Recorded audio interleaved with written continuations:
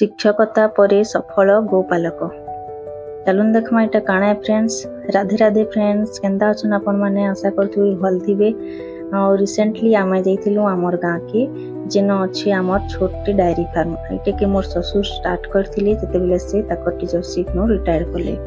तांकु एछन 80+ years हेलान, फिर भी से एते परिश्रम करछन, दिन रात से न रहिकरी मेहनत करछन। एछन पर डे 150 लीटर गुरस से नु बाहरुची।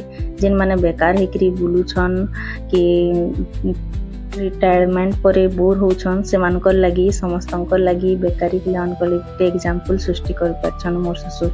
आ तांकु इथिल लगी अनेक थर पुरस्कृत मध्य करा जायछि ओडिशा गवर्नमेंट तरफ नु आ ब्लॉक तरफ नु।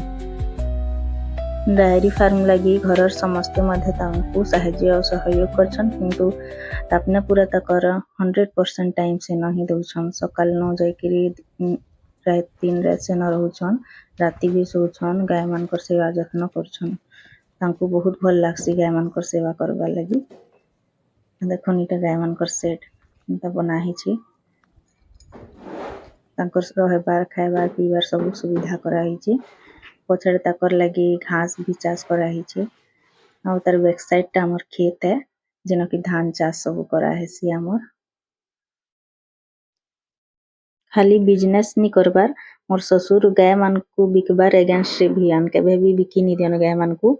आउ आमे जइथिलु बोले हेनो फ्रेश आउ ताजा वेजिटेबल्स आउ फ्रूट्स नेकरी आस्थिलु। आपण मान को केनता लागला मोर छोट ब्लॉग टा निश्चय जणाबी। मोर ससुर कर मेहनत के निश्चय भल पाइबार देबे। आशा करथि आपण मान को समस्त भल लाग।